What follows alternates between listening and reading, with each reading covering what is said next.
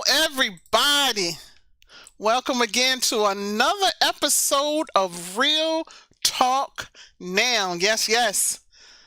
Tonight we're going to talk about breaking the code of the real mother tongue. Whew, that's something right there. Communication, how we can understand it. That's what we're going to talk about. But first, I want to ask, what is communication? People of color have assimilated to a language that is not our own. We had to learn the language that was not originally created for us.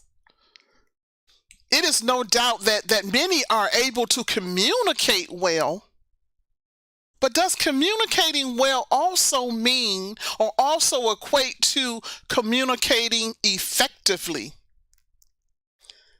Distortion, not just in life, but in our relationships, that can be the effect of not communicating effectively.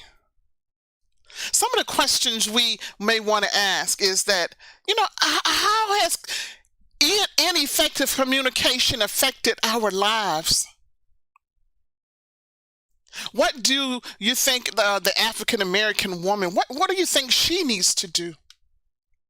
But before I go too far, I want to bring my guest in, Miss Avis Robinson, and I want her to teach us, inform us, and let us know what it really means to be effective in our communication. Yes, yes.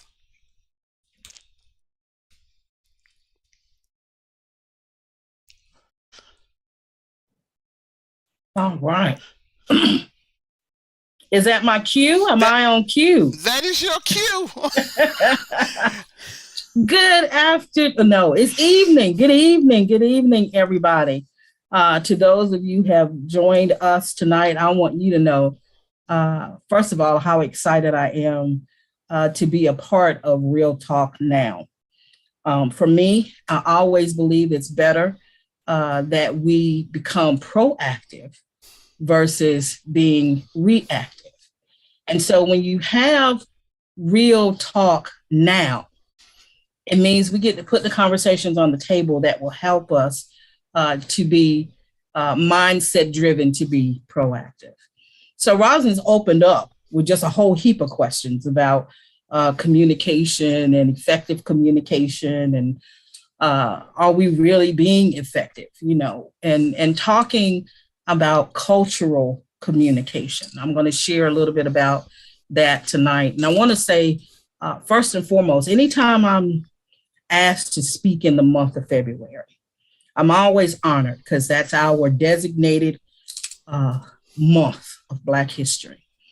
As people seem to be more attuned, more able to hear in February, because that's our month. Not that the other 11 aren't relevant, the other 11 months of the year that they aren't relevant, but it seems that people prepare to hear differently in February. So I'll take it. Any opportunity to shed light on my passion, what it is that I believe that I've been commissioned by God to do. As Rosalind said, for those that I don't know, I am Avis Robinson.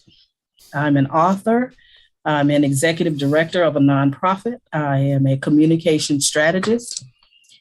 And it's important and it's imperative for me to say that being all of those things, nothing is greater to me than being a Christian, a kingdom citizen with kingdom privileges, ruled by King Jesus. I believe that all the things that I've done, all the areas that I've mentioned, that it's simply an extension of what and how God has transformed my life.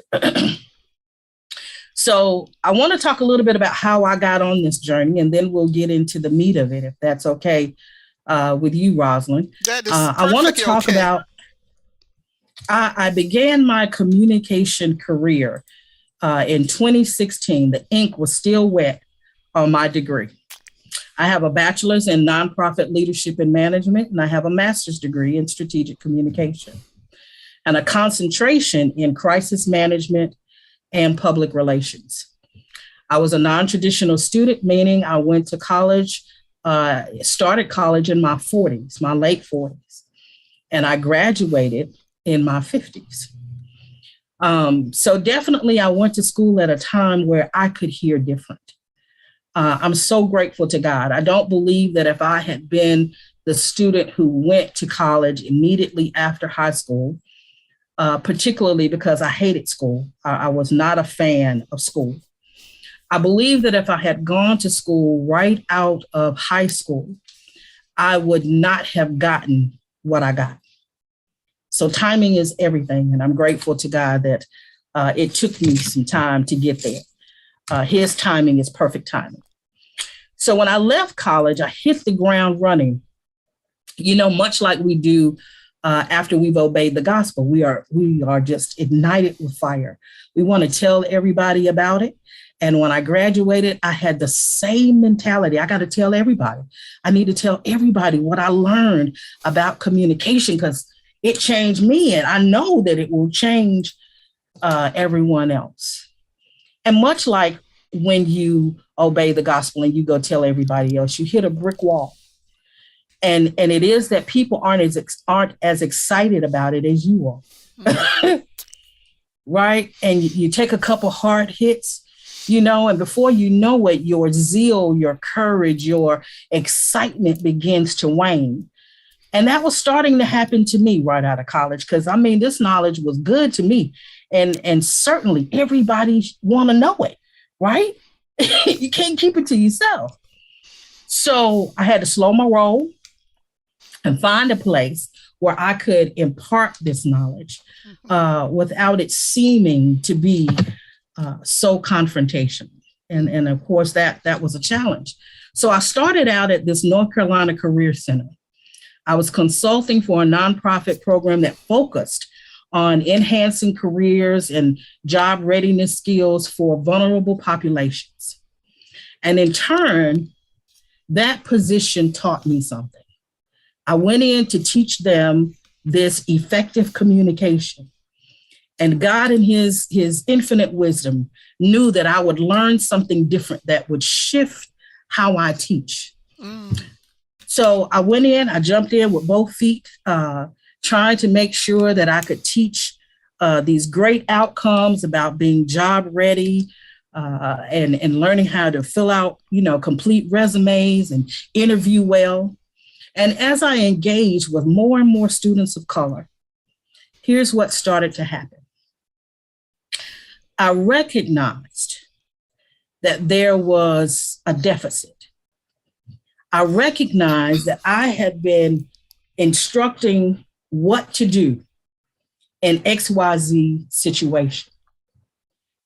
But the comments that I was getting from students of color was very different from our counterparts.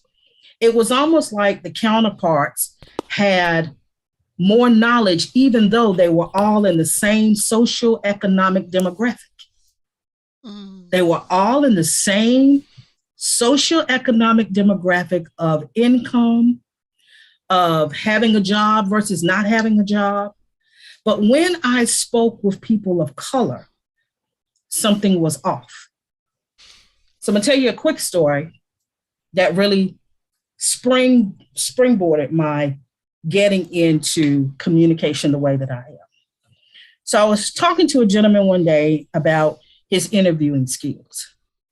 And I was giving him suggestions on some things that he could say in the interview that would make him more employable. And he said to me, Miss Avis, you got good word. I respect everything that you're saying, but I can't do that. I can't be fake like that. I got to keep it real. I got to keep it 100. And what you're asking me to do is be somebody that I'm not. And I said, well, what do you mean somebody that you're not? Well, you want me to change my language. You want me to change how I go in. You want me to change how I dress. I was like, oh, okay. So what you're saying to me is you're not, the peer group that you're in has not given you permission to grow. That you are in a position where being better is not allowed. Otherwise, if you sound different, if you are different, you're not going to be allowed in the group that you're in. And as I started thinking about the context of how we oust people for not being what we expect them to be, it was, I got to do some deeper work. I have to share with people who look like me why they even communicate the way they do, so that they understand the value of what they are communicating. I'm going to say that again because I think y'all probably didn't hear it. And I know you'll watch the replay, but I think this is really important. I have to teach people why they are communicating the way they are so they can understand the value of what they are communicating. It was mind-blowing to me. It was the moment that I realized I am teaching the wrong thing. I cannot teach effective communication to the faces that look like mine until I teach cultural communication. When I answer the why, the what will become easy. You won't be being fake. It won't seem like being fake. It will seem like your values have changed. Because what I learned in school is that what I thought was communication was not. What I learned in school was that I had been taught to focus on the medium and not the message. Oh, there's a ball over here. Look over here at this ball.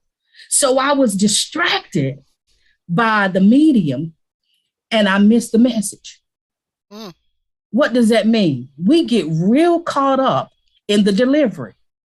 If the volume ain't right, if the body language isn't right, if all the context of what I see isn't right, then the message isn't right.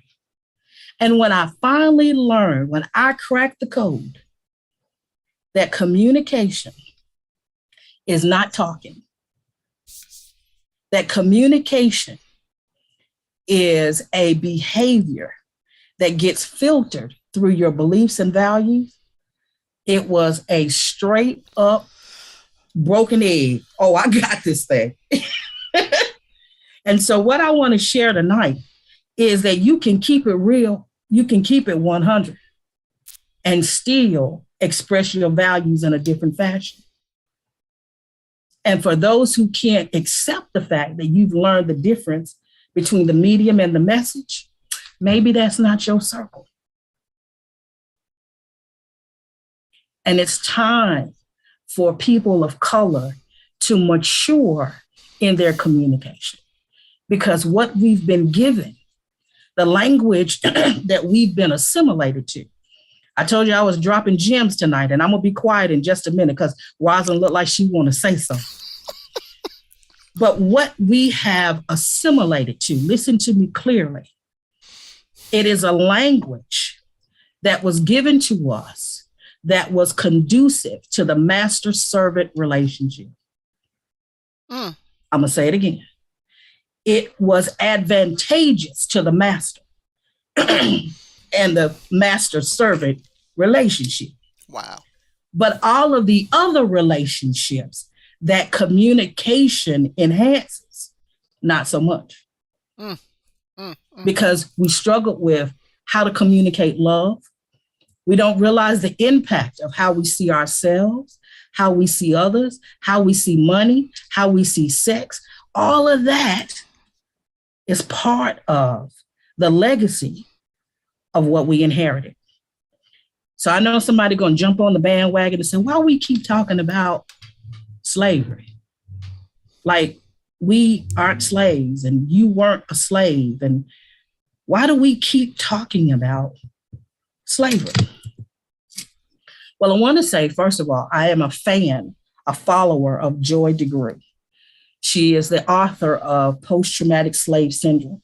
And as I started becoming more acclimated with the understanding of what communication is and what it produces and its outcomes, I learned through reading her material that language is a peculiar institution. Matter of fact, that's actually written in the Willie Lynch letter. Language is a peculiar institution. Mm. And what we have done is assimilated to a language without a lifestyle. Mm. We've assimilated to a language, but the language that was given to us, our lifestyle didn't look anything like theirs. We were the servants. We were the slaves. So anything they said to us, anything that they gave to us, it was to produce, listen, y'all, it was to produce obedience. Blind obedience. Wow. It stifled thinking. It stifled critical thinking. It stifled care and concern, because you didn't get too attached to your children or to your husband because they might be sold. Yeah. Yeah. So when you think about what we have, the trauma, the psychological trauma that we have inherited with the way we communicate, and how many generations removed we are, but we still communicate in that same ideology. It's time to crack the code. It's time for us to really look at what's happening with our current personal relationships. Joy DeGruy gave a quote in one of her most recent talks, and the quote was by Randall Robinson, and it said, "The worst thing you can do to a people is rob them of the memory of themselves." The worst thing you can do to a people is to rob them of the memory of themselves. When you hear that quote, think about the fact that we are the only ethnicity that cannot go back to our original language. That's pretty powerful. So anyway, what we're talking about tonight, why do we keep going back to slavery? Because it's critical to the African-American experience, in that our language was annihilated. Every relationship we develop and engage in is based, we'll slow it down, on the quality of the shared communication. Every relationship we engage in is based on the quality of the shared communication, our relationship with God, our relationship with ourselves. We have more conversations up here with ourselves, by ourselves, than we do people. Yeah. Now, if the way you see yourself is distorted, then the communication that you share will be distorted. The relationship we have with our parents, the relationship we have with our children, the relationships we have on our jobs, it's all predicated on our communication. So I'm gonna pause and give Rosalind an opportunity to break in, and then we'll do some Q&A, I suppose, and I'll continue on. I don't know. My head was down like that. I'm just taking all these notes. So y'all don't think I won't paying attention. I'm trying to take in this stuff right here. Okay. So, wow. That was a pretty powerful intro. I don't know if I'm going to have a whole lot of questions. I'm going to try. Because one thing we heard was distortion, not just in life, but in our relationships. Now, effective communication. Okay, how has ineffective communication? Let's talk about that a little more. Ineffective instead of effective. We got effective, but in order to be effective, like you said, we got to deal with that ineffective. So to get to the point that you are right now, because you are a powerful orator, communicate greatly, but I'm sure that came over. Well, I'm not going to say I'm sure because I don't want to speak for you. Did that come over time? And let me know, or let us know basically, how did ineffective communication affect your life? Okay. Excellent question. Excellent question. Did it affect my life? Absolutely. I Ineffective communication affects every person of color who has any connection to enslavement. Okay.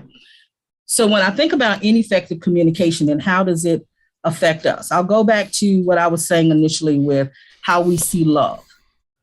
The fact that we have these levels of attachment versus being unattached.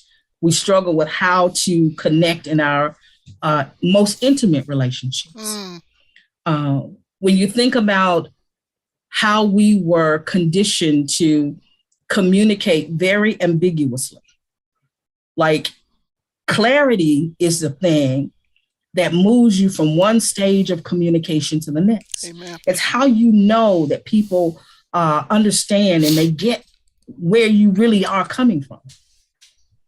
However, from an enslaved legacy, we as a people learned, conditioned to hide things. How to be ambiguous. Don't you tell your master everything, and you can't tell everybody else everything. Because if you say everything, it could get you killed. You could get your feet chopped off, get your hands chopped off, right? So we learn how to speak in coded language, broken sentences, language that is the most furthest thing from being clear. Now you're in an intimate relationship where clarity is a requirement, but you don't really know how to give 100% clarity, right? Now, for me, how did that affect me in my own personal relationships? How much do I expose? How much does he expose to me, right? That coded communication that we learned through our past legacy, right? How we see ourselves. Not too long ago, I was speaking to someone about we see in mass media how they overemphasize us killing each other, Black people killing Black people. And if I can just get you to understand the message tonight about value and what that means to your communication, well, it's easier for me to hurt you if I have no value for me. Right? So in order for me to kill you, in order for me to be in a gang, in order for me to be on the street, I must go out there with the understanding that I could die too. You kill me too. So the value has to be extremely low, right? It has to be extremely low in order for me to operate in that parameter, right? So the way we see ourselves, our self-esteem has been so horribly affected that we're communicating from a place of devaluement. Let me give you an example. And this is not my example. This is, again, Joy DeGruy's example. She gives an example of the master coming up to a slave, and he says, "Is that your boy out there? He's coming along real well." And instantly she says, "No, no, sir. No, he's stupid. He got something wrong with him. He lazy. He no good. He no good boy." And she's trying to keep him from being sold. But by so doing, she has learned to denigrate her children. And that is considered appropriate adaptation when you are in a crisis situation. Now, when you think about how we rear our children growing up, I can remember having the ability to speak very clearly. However, it was coined as the gift of gab. You talk too much, right? You need to go somewhere and sit down. You don't need to be in grown folk business. Yeah. However, that gift was not cultivated, right? It was squashed. Yeah. Because when you think about how our parents, the extreme they went to protect us from the white man, which is say very little and do very little. Yeah. You're seen, but you are not heard. Yeah. You cannot let the master know that you have XYZ skill set, that you have XYZ gift, because now you become more marketable. You're more value to the white man than you are to me. Wow. So when you think about long term, how that gets passed down, we're still denigrating our children. We're still downplaying our children. We're still stifling their gifts. How did that affect me? Oh my God, I didn't see the gifts in my own children. Mm, mm, mm. They were grown and asking me, Mom, what's my gift? We're in the body of Christ now. And the preacher's talking about everybody got a spiritual gift, but they don't know what theirs is. Mm. Mm. Why? Because we're not magnifying them. We're not talking about them as though they're evil. Because you need to go somewhere and sit down. Yeah. Right? You too funny. You got too much going on. Right? How we see success. How many of us get on the precipice of being successful and self-sabotaging? I've done it.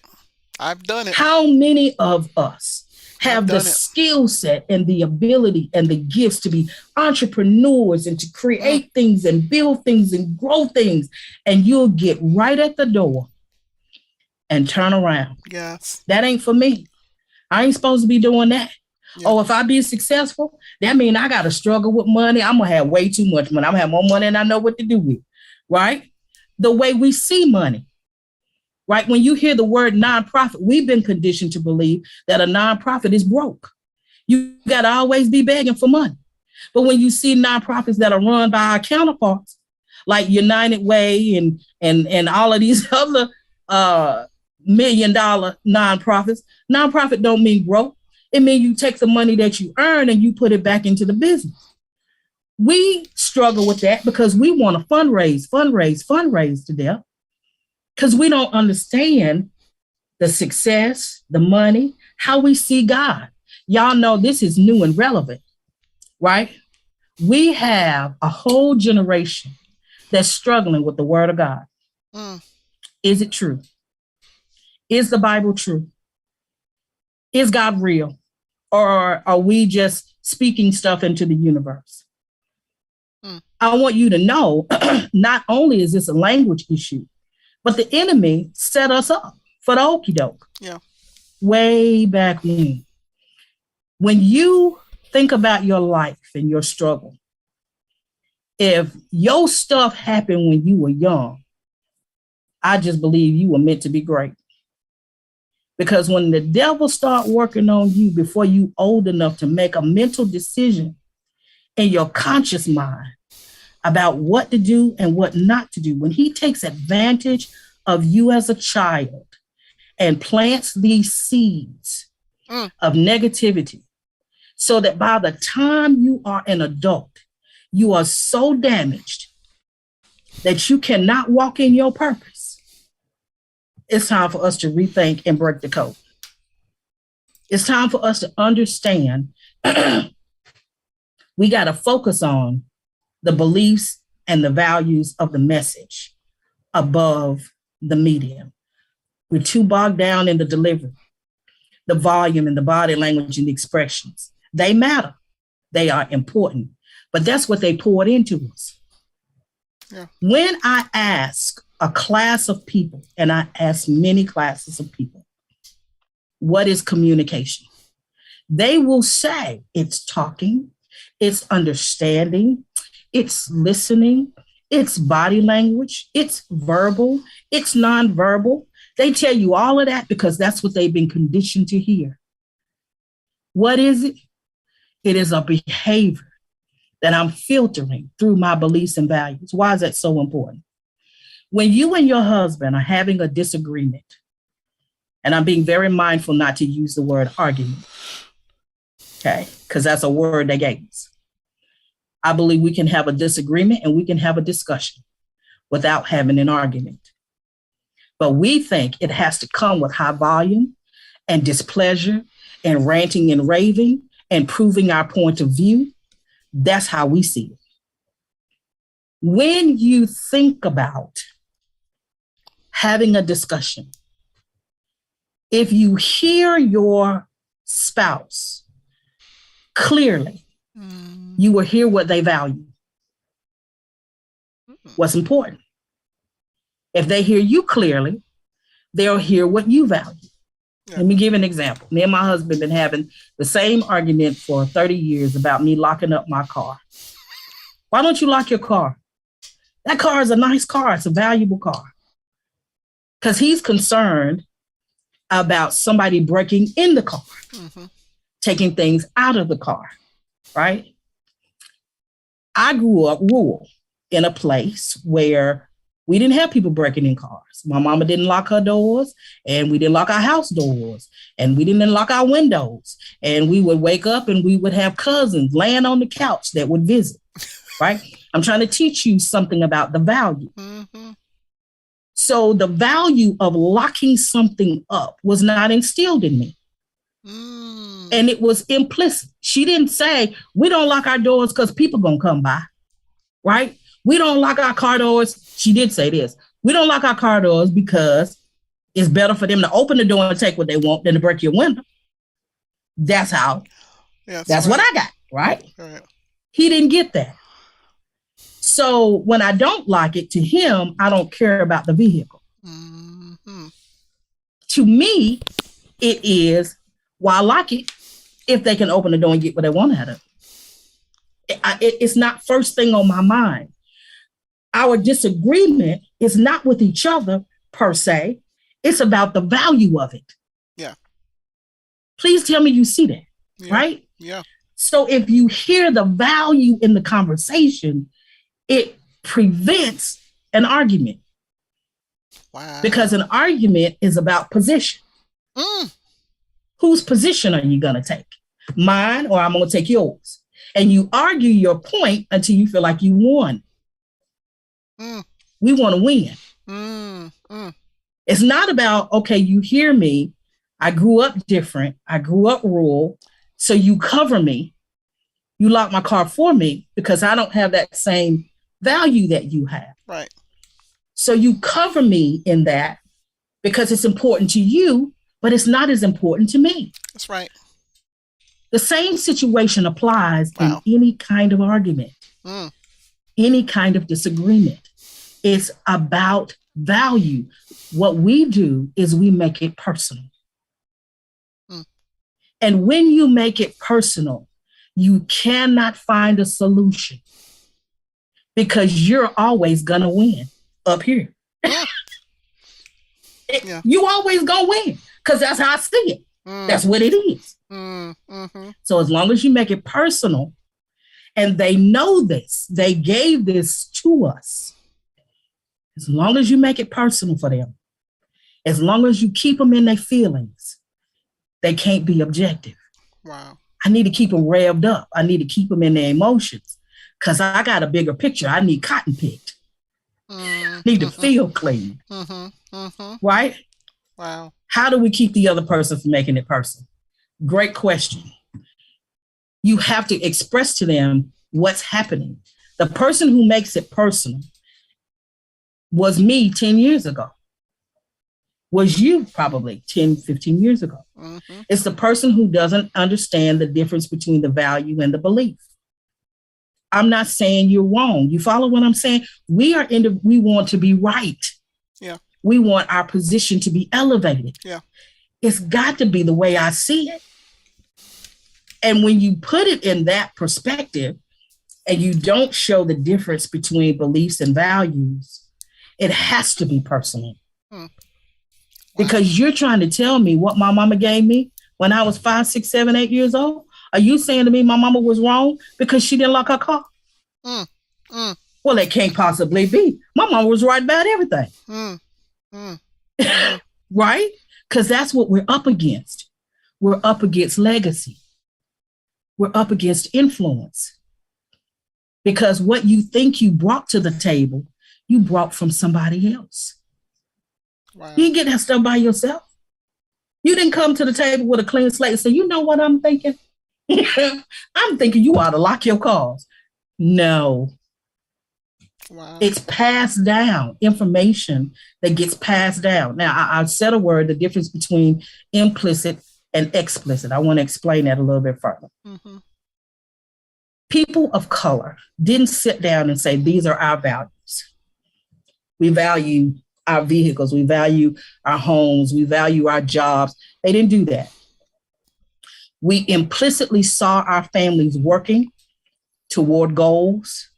We received the discipline that we received. Let me give you an example. Let's just say you told your mama a lie, and she calls you in and said, you should never lie. And if you lie, I'm going to whoop you. Mm-hmm. So now you learn not the value of character in not lying. Fear. You learn that if you lie, don't get caught. That's right. Fear. Because if you get caught, you're going to get a whooping. And that's something. So we implicitly teach our children or have taught our children things from an enslaved past that we have not chalked up to slavery. Wow. I'm going to whoop you if you lie to me. Don't get me started on capital punishment, because I whoop my children, my mama whooped me, and so on and so forth, right? I believe that we can approach discipline differently today. Amen. I believe we should approach discipline differently today. Yeah. But when you think about the value of that, we know we don't want people to lie to us. So if we're ever in a situation where someone lies to us, we're enraged, right? And we want to lash out about it, which is called violent communication. But we don't talk about the value of being honest. Wow. We don't talk about the character it builds in you when you're honest. Mm-hmm. So our children from previous generations are walking around with all these implicit values that come to the surface in the middle of an argument. Wow. They don't know what to do with them because we're not having value-driven and belief-driven conversation. Mm-hmm. We're not. We're having disciplinarian conversation. I'm going to pause for a minute. It is the difference. And we had a comment here too. You got one of them.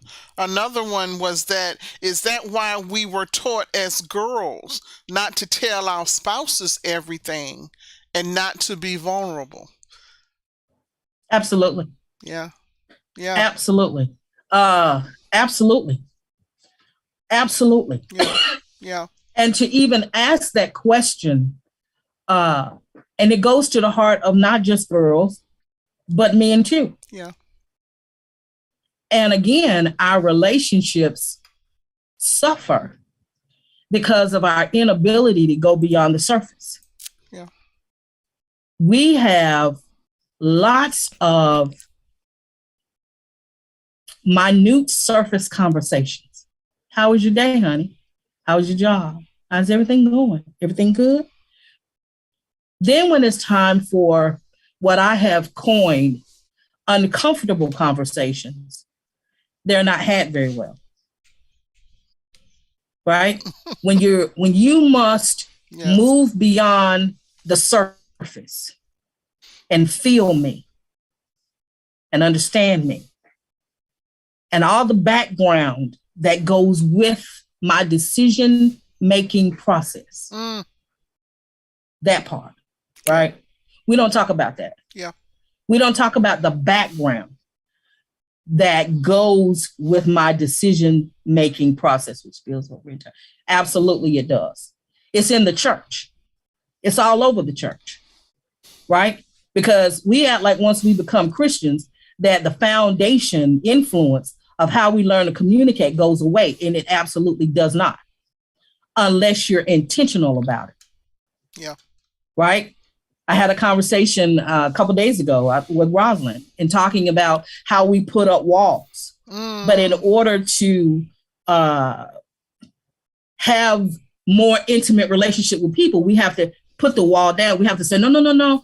I'm used to putting the walls up, but Now I gotta bring them down because I need to develop this relationship. That's intentional. Mm-hmm. And in communication, when you're talking about cultural communication, until you get intentional, you won't change it. Yeah. You can't change it. Why? Because communication resides in your subconscious. It's on autopilot. Yeah. You learn how to do it when you were a kid.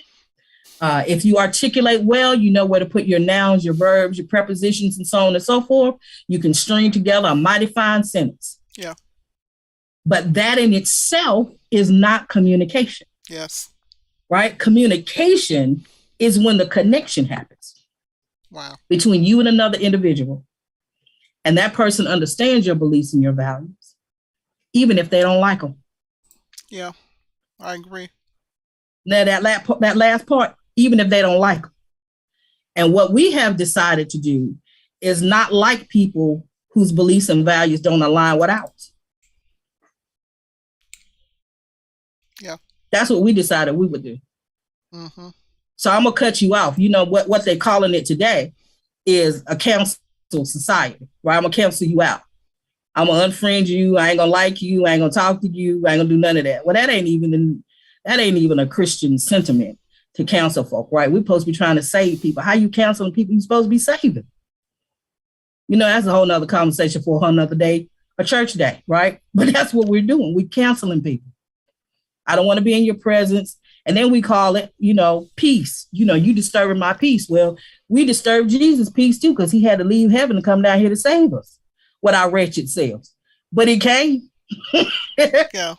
He didn't counsel us, praise God. He didn't counsel us. He saved us. That's right. And so again, I'm gonna yield the floor. I'm gonna be quiet, Roz. Now, when you said about those walls, though, and the thing is, remember too, it's never too old. You're never too old to break them down. And that leads to I Absolutely. want us to hit on a little pertaining to this new outspoken generation that we have. Okay, do you think Yeah. they are being effective in their communication? And also, when do you think, and if you think that they're being more effective in their communication, when do you think that shift happened? When do you think that changed? If it was a change. One, I believe that they are definitely being more outspoken. I think they're bolder. And I think they're bolder because of the access of information that they have that we did not have access to. In terms of, do I think they're being more effective? Not so much. I don't think that they understand the belief and value scenario. And I think they are still very emotionally driven. Mm-hmm. Yeah. I think the way that they present themselves says that to me. It speaks volumes that they want to be emotionally satisfied. Mm. And they will come at you just as a release of what they're emotionally feeling. Wow. And I think once we move beyond the emotion, which is difficult, again, anything that I'm sharing with you is not easy. When I first got out of college, man, I had poured so much of this stuff into my kids because I was trying to undo a lot of what I knew that I had done wrong. Yeah. I knew that there were so many aspects of relationships that I was clueless. Mm. And by the time I graduated, I had saturated them. And as I stood before my committee doing my thesis, and the chair asked me, she said, Avis, how did this program affect your family? And before I could speak, tears just rolled out of my eyes. Like, you don't cry during thesis, right? You're supposed to be just giving data. But I knew that I would never be the same. And my children would never be the same. Yeah. My husband would never be the same simply because he was a part of me. He was an extension of me. Yeah. And the change was so profound. So until we get to that space of understanding clearly the legacy we bring into our relationships, Mm-hmm. and we make allowance for change. Yeah. We allow people to grow and to build and to develop. It's a requirement that we do so. Mm-hmm. For the people, the young people today, they're full of questions. They may be asking the right questions, but here is where the responsibility rests with us. Are we prepared to answer them? Mm. And I dare say many of us are not. We are answering the questions the way the answers were given to us 20 years ago. When No. my daughter asked me, Mama, how do you know if the Bible is true? Mm. I quoted to her what I'd heard from the pulpit for 20 years, and it was insufficient in her eyes. I need more than that. It sufficed for me. Yeah. But for today's generation who has access to information Yeah. that we didn't have access to, it ain't enough. Yeah. I don't know. Okay. Oh no. Oh wow. You're right. We have to be prepared today. This generation is a totally different generation. The answers that we receive, even the upbringing that we receive, and that goes back to hiding different things. So you often heard the phrase, "What happens in this house, stay in this house." That was I Yeah, know in my family. Okay, yeah. okay. What do you think about when an African American woman is labeled the angry black woman? And do you Mm. think this is related to the way that we communicate, the ineffective way that we have been taught to communicate? I have to pause and take a deep breath on that one. It's really sensitive for me. Not that I have per se been called the angry black woman, but because it does something to me when I hear it. Mm-hmm. When you label something, it is in an it is in an effort to dehumanize it. Yeah. I'm gonna say that again. When you label something, it is in an effort to dehumanize it. And our people have become quite familiar with this method of communication because we as a people have been labeled lazy Mm. and dangerous and violent and murderers and rapists, the N word. So we have what that says to me when I hear the angry black woman. What that says to me is we have effectively become a part of the problem and not the solution. Yeah. We have effectively become a part of the problem and not the solution. Wow. To label us as angry black women means that we don't have to deal with the hurt and the trauma beneath the surface as to why the behavior exists. Yeah. And what we are simply witnessing, Rosalind, is the breaking of the dam. Mm. For generations, Black women were left to fend for themselves physically, emotionally, and mentally. We were forced to disconnect and reconnect on someone else's command. We have protected and nurtured, and we are believing the hype that after all these years, let me say that again, we have protected our Black men, our Black boys, our Black girls. We have protected and nurtured. Yeah. And now, as we have come of age with social media, emails, and our careers and the feminist movement, we bought into the hype that after all these years, every one of us sacrificing, that all of a sudden someone else would come to our rescue. And then they didn't. Yeah. They simply want more of the same. Less talk from us and more do what I say, please. Are you hearing me? Mm-hmm. They want less talk from us and more do what I say, please.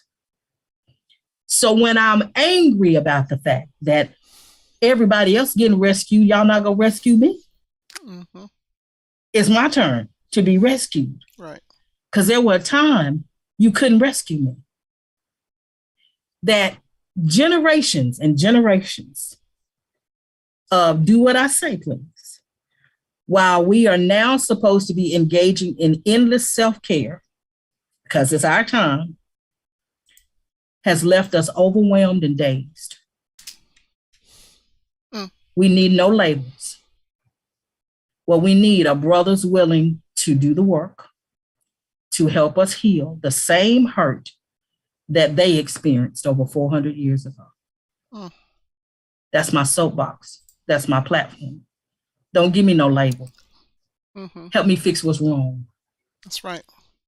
Come to my rescue. Save me. Yeah. Be there for me. Yeah. Protect me.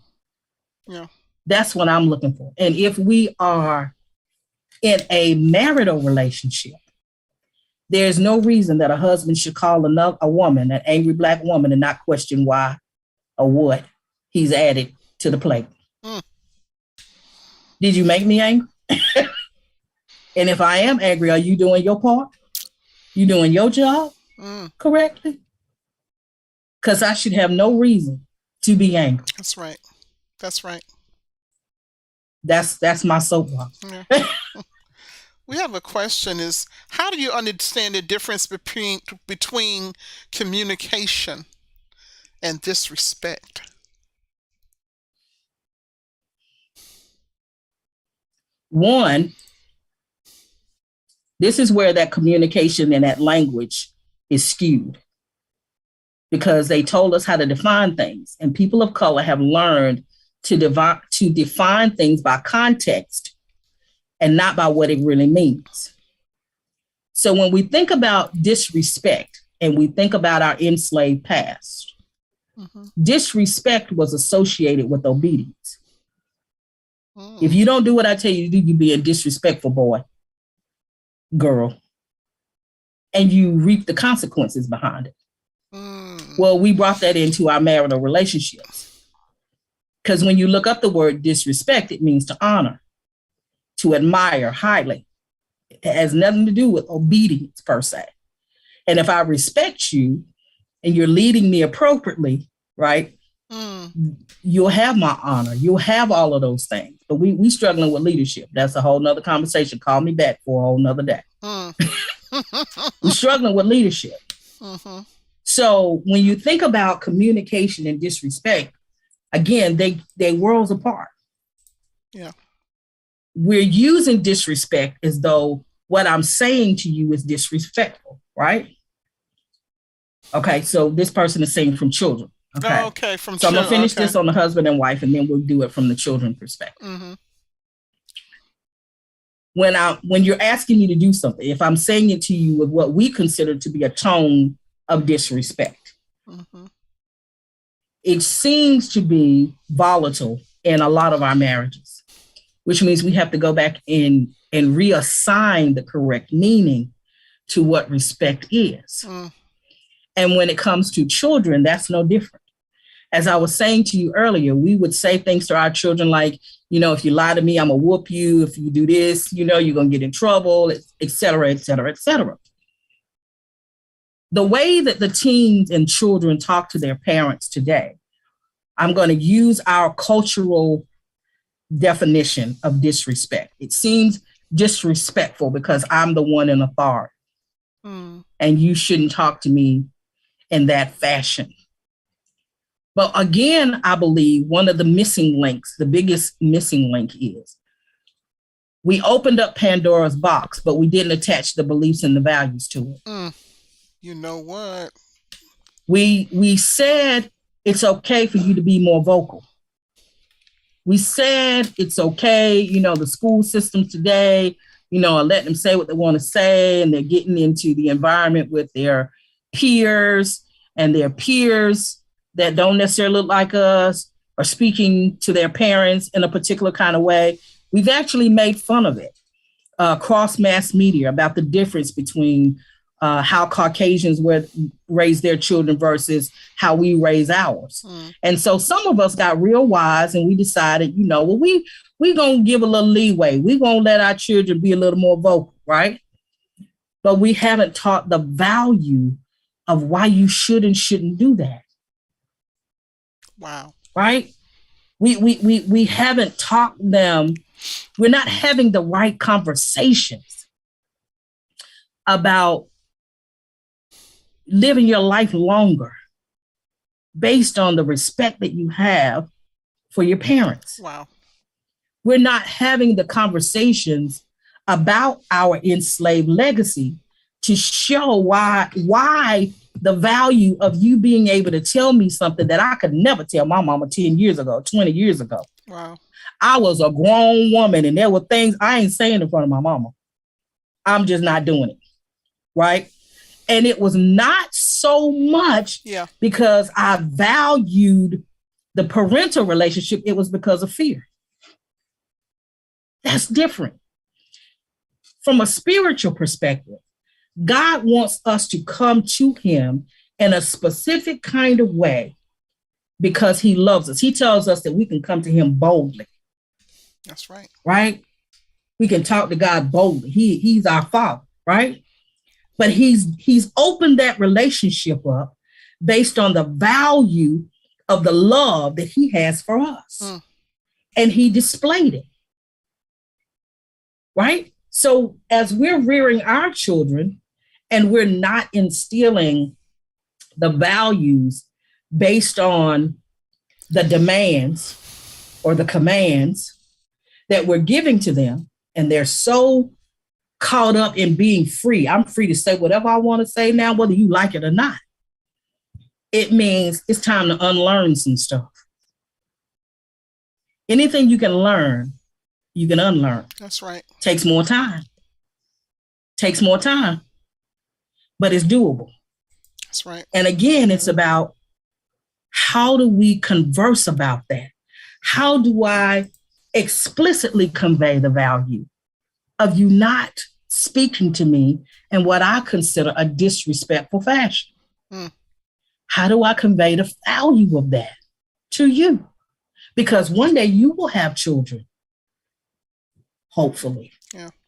And if you do, could you sit in the same conversation as the parent and allow this to happen or to be said in this fashion when you know what you're trying to do is save their life? Wow. That's a value. That's a conversation. That's a conversation. And also, too, elaborate on this. Effective communication is the responsibility of the communicator, not the receiver. Yeah. Yeah, that's big. That's big, Ross. That's one of the things that I learned in communication that blew my mind. Because that's not what we do. I'm gonna blow my nose. I'm sorry.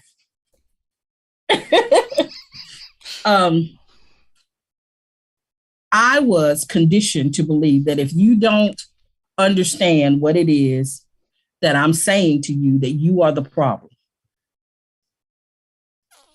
We are now teaching through social media memes that if I'm communicating to you and you don't get it, it's about your level of comprehension. Okay. However, we'll take that same information and say that if I am a student in your class and I don't get it, it's the teacher's fault. Because just as a teacher, we have to learn how to change our message to the point that it can be received by the receiver. So if it's your message, you're responsible for the delivery. How bad do you want me to know what you got on your mind? And trust me, most of us already understand the level of comprehension before we engage in communication. That's right. So when I learned that communication is not talking, that was problematic for me because I grew up in an era of because I said so. Yeah. It is what it is, Yeah. right? And if you grow up in that kind of era, that means once I lay out my case, once I present it to you, the rest is on you. Yeah. But we spend a lot of time being mad at the receiver for a message we miscommunicate, Awesome. for a message we are not clear about. What do you really want from me? Also, from an enslaved past, we don't know how to convey need. We convey feeling, Mm. emotion. You feel me? You get me? Mm-hmm. I'm in my feels about that. But when it comes time to express what you need, we struggle with that. And we make the person who's not giving us or fulfilling the need responsible. Wow. But you didn't express it. Wow. But you know how you feel. You feel void. You feel empty. You feel angry. You feel all of these emotions. And what you do is you express how you feel and not what you need. Amen. Amen. All of that is part of that legacy. Mm. And when we think about us as a people, that divorce is astronomical, even in the church. And it is because we make every argument personal. It's not about why didn't you lock the car? Well, that's not my value. It's not because I don't care about the car. I do. Because if you drive it over too many potholes, I got a problem. Yeah. I care about how you drive my car. I ain't worried about locking it. Yeah. Right? So that's a value difference. And when we learn how to communicate from a value-based belief space, we can take a step back and we can actually see where we agree. But many of us don't know what we value. Okay. We just, in our heart, feel that ain't right. Yeah. But can I articulate my value? That's a struggle. Can I articulate what I need from you? That's a struggle. But I can show enough tell you how I feel about it. That's right. Wow. Yeah. Do you think we sometimes put more energy in communicating more effectively to other ethnic groups and sometimes miss the opportunity or miss the mark in communicating first to ourselves effectively? Absolutely. Absolutely, we do. And we do so because we were conditioned to do so. When you go back and you read the Willie Wow. Lynch letter, it specifically talks about we were conditioned to believe only the master. So if I bring you information and I look like you can't have more information than I have. Mm-hmm. There's a book that's called, and I forget the name of the author, but if you Google it, I know you can find it, called The Miseducated Negro. And that book talks specifically about how when we go to college and we come out of college, thank you so much for joining us, Kathy. And we go to college and we come out and we try to share this information, it's not well received. I've had people that I know that I believe love me and care for me and support me. They want to see this information in mass media expressed in another fashion. And what I'm saying to them is, you probably not going to find what I'm telling you in mass media, right? When I was in college, after my first class, no, I would say it was probably the third of interpersonal communication. I asked my professor if I could ask her a question. And she said, sure, you can. Do you want me to be honest with you? And I said, absolutely, please do. And what she said to me was, Avis, I am a white woman and I'm teaching you out of a book written by a white man. And if you want your people to know, you have to teach them. Now, I got really angry about that. I was mad the whole entire semester, y'all, because how dare you pull the race card on me, right? Because that's my naivete and not understanding how profound what she said was. Because at the end of the day, the language that I'm operating out of is the language y'all gave me. Wow. So you got to really hear that and let it let it marinate in your spirit. Mm. The language I'm operating out of is the language y'all gave me. And if you are a white woman and you're teaching me out of a book written by a white man, absolutely there's going to be more knowledge in the two of those than in that's in what I got from home. Yeah. Yeah. Right? So you're expanding my knowledge by saying, here's the inside secret. We didn't give you everything you needed. Yeah. Well, what the what? Yeah. Why would you do that? Why would you not give me everything we needed? That's right. So she did an exercise and she showed us what do you call it? Taglines or whatever it is. Hashtags. No, Hashtag. from commercials. You know, like living the Coca-Cola way, or something, some when you have a commercial and they give you like a little a jingle, right? Mm-hmm. So she did an exercise and she gave about 20 different jingles from commercials. And in those jingles, she had two that were specific to Black organizations. I got every last one of them right, but the two that were associated with Black organizations. Wow. And it's because of exposure. That's right. That's right. We didn't have the ability to overexpose our jingles on TV. You had to buy prime time, right? You had to put it at a point where you knew that either this person was watching Good Times or Fred Sanford, and you know what I'm saying? All of these things, and my mama didn't allow us to watch that. Mm-hmm. So I watched Andy Griffith and I Love Lucy, and okay, I watched those kinds of sitcoms and shows, right? But the commercials that came on during the times I'm watching those shows are not Black people commercials. That's right. Right? Why? Because when marketers are marketing to us, to anyone, they pick their target audience. And when you pick your target audience, you're going to pick it based on what you know they believe and value. That's because you want your product to sell. That's right. That's right. So when I learn, I'm being targeted and I'm only being targeted at XYZ times, communication is real deep. Yeah. Because you done pulled me in the grocery store and you done walked me down the aisle. And at some point in time, if I got any excess money, any miscellaneous money, any surplus money, I'm going to buy your product because I see it all the time. Yeah. Yeah. Y'all, that's us. Yeah. At home. We are marketing ourselves to our spouses, to our children. Wow. Right? By what we believe and value. And we're wanting them to do the same to us. But because we didn't have the code, because we didn't have the secret, we took it personal.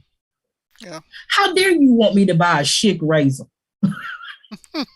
when the people don't like Black people? They ain't telling you that. Mm-hmm. But I bet you if you went in the store back in the day and it wasn't before razors to choose from, and the razor that you saw on the TV, to me, the TV commercials on a regular basis, that's the razor you picked up. That's right. So we have to look at this through a much broader lens, a bigger lens, a different lens.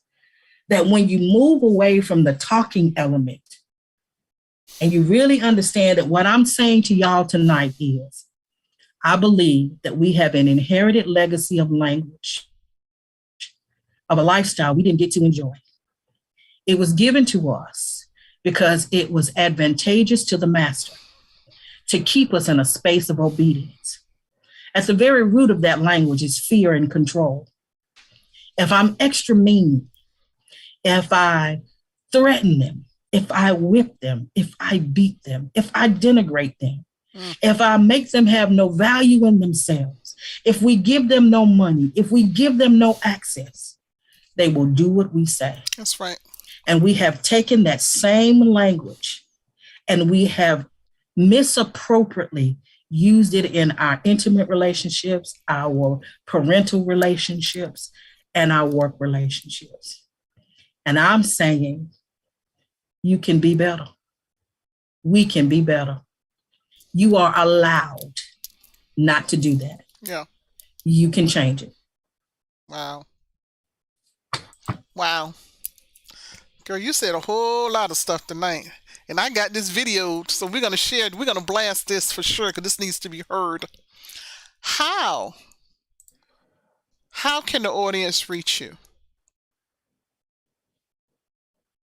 How can the audience? I got a couple ways they can reach me, but let me share three things if I can about how do we break the code. Is that okay? Yeah, that's fine. Okay. How do we break the code? First, you have to understand that communication is critical to every relationship engagement, every last one of them. When I looked and did some research from some surveys, these are kind of outdated, but they're still relevant. It says 100 mental health professionals were polled and found that communication problems was cited as the most common factor that leads to divorce. Over 65% of couples that get a divorce, it's because they don't know how to communicate. Yeah. Followed by couples' inability to resolve conflict. That stands to reason. You are not a good problem solver. You cannot be good at conflict resolution if you don't know how to communicate. Yeah. Okay. Number two, communication is critical to career advancement.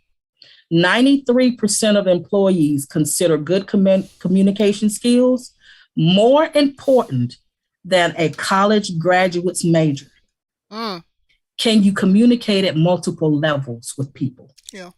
Can you take it all the way down to the end of the rung? And can you bring it all the way up to the CEO? That's right. If you're not good at code switching, if you think code switching is fake, we got some work to do. That's right. It's necessary. That's okay. Right. And finally, number three, anytime you want to expand your reach beyond your personal inner circle and connect with people who think and feel differently than you do, your communication skills will be the key factor that determines your results. That's right. If you want to reach beyond your inner circle to connect with people who don't think and feel like you do, your communication skills is the key factor that determines your results. Now, how can you get in contact with me? One, I have a Facebook page called Grace Out Loud. I've not posted it in a while, but I've got lots and lots and lots of videos out there, and I hope to resume soon. I'm working on a body of work, a project that I hope to be releasing in March. And then you can check out my website, which is www.graceoutloud.cc, not .com, .cc. www.graceoutloud.cc. My phone number is attached to both of those platforms. So if you have questions and you want to reach out, if you're having a communication crisis, hopefully I'll be able to give you some strategies and some key points that will help walk you through it. Please know this, that everything that you got tonight, whoever the person is that you may be struggling with communication with, they didn't get it unless they're sitting in the room with you. So don't go back expecting that all this knowledge, because I've had it happen. My daughter said, Mom, we should have never told me this stuff. And I said, it's hard. You have to do the work. Yeah. And unfortunately, many of us aren't willing to do the work. We're willing to say, that's just who I am. Yeah. Take it or leave it. But I want you to know it's really not who you are. It's what you were given. It's what you were given. So good stuff. Now I want everyone to make sure that you stay up there, because I'm going to go ahead and end the broadcast. But you know what? We're going to keep on. We're going to stay here, because what we're going to do is have some personal questions and answers. I'm going to bring everyone in. Make it a good one, family.